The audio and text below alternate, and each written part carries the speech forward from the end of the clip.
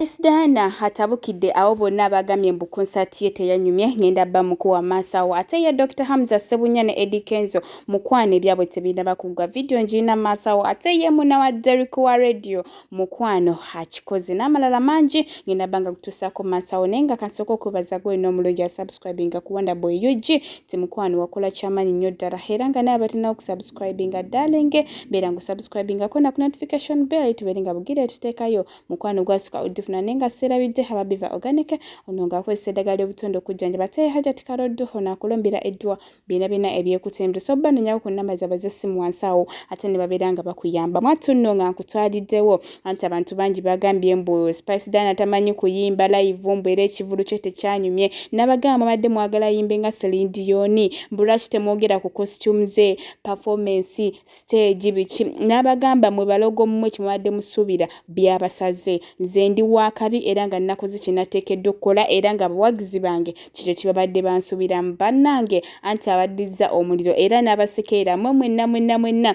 abadde balokompoka ebigambo mbu naye atamanyi kuyimba live ekivulu kyabadde kibowa abagambye mwe bawiikyezi balogo mmwe temulina kyemuŋŋamba oyo ye Spice Dana era abawagizi bange abatuufu kikyo kibadde bakola kibasuubira naye nga ate ngenda nasooka nkutuuseeko video ya mwana muwala Muna ate male nkwongereyo n'ensonga za Eddy Kenzo wamu ne Dr. Hamza Sebunya omanyi kyo kitokota butukuta naye ate kanso kutuseko Muna ate male nkwongereyo ye bannange nga ndi cute nnyo buli kaseera banfuna ka filter kapya ba just ndi cute nnyo anyway kindeese nziza kwogera ku nsonga ya nakankaka okubanga yakutte kubona agende wa Dubai ndabye ankunda apostinze live ye nga yabaddeko live awo nga tubulira embeera y'obudde nga bwe yagisanze biki naye kyensanze mu comment section namanyi kati ebintu ebimu mbiraba nebinnuma ku mutima kubanga ye mbeera yemu nze gye nayitemu kati wendaba abaana abato abo ba tiktokers ngaabo abali okuvayo obuvi naye nabo nga bali kuyitira mu mbeera ffe gye twayitiramu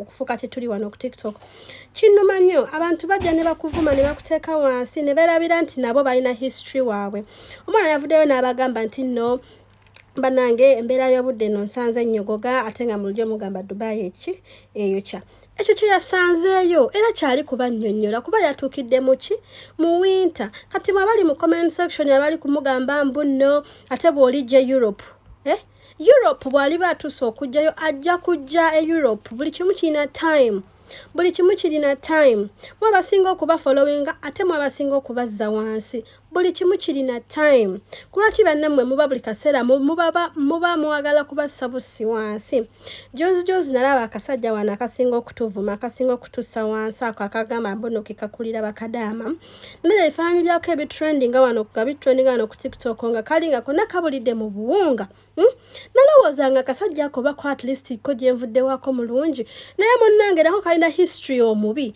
naye ne kajja wano ku tiktok ne kayimirira ku baana ne kabavuma azifu ko kava mu bbanga kava mu bulamu bulungi kali kaana kabagagga kumbe nako kakeeyiya bweyiya ate ne kajja kuffe atonda bali kusitula obusituza ate n'agezaako kolaki okussa wansi omwana wagenda Dubai ne katandika Dubai yetunda tena kyasobola kubeera omwana wajja Europe Europe amaalo mangi tasobola kubeera Europe era abalimba n'obwebuuza kati gwe oliwa ye wavaawo kuba ekyo kyoli kulwaki temwagaliza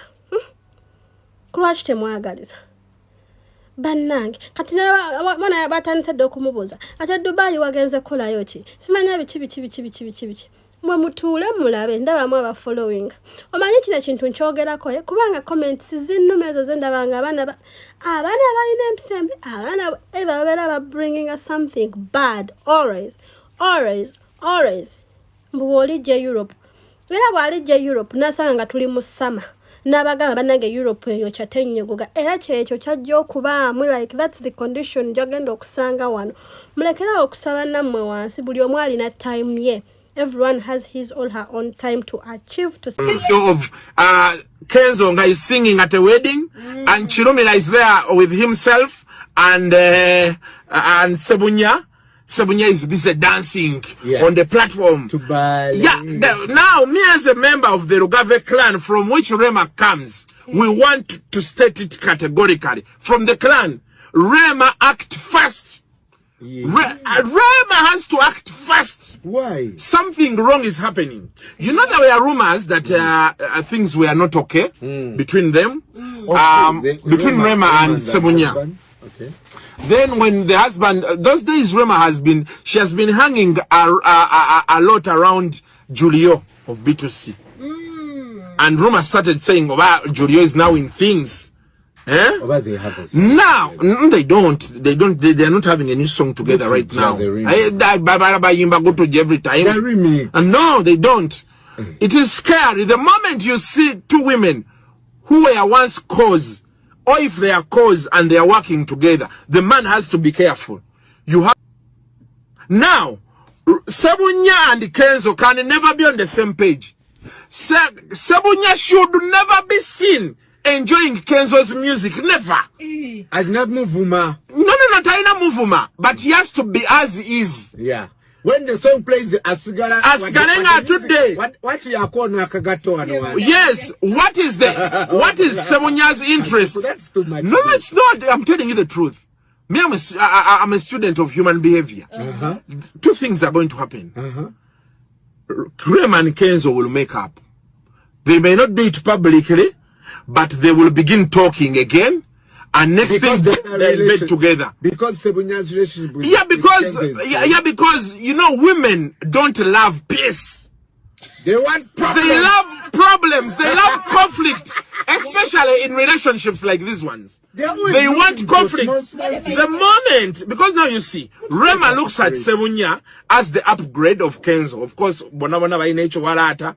Oshtegera and Mama Ibe Bachizanya. Well, but this one now, Sebunya is educated, he's a doctor, he's everything any other woman wants. Then Kenzo may not be educated, but he has the money, he has the fame. He's successful. Now, when Rema jumps from Kenzo to Sebunya, by community standards, he's doing an upgrade. There's something different she's seeing. Now, Sebunya is trying to show us that Chemwanda Bamu si chamanyi nyo.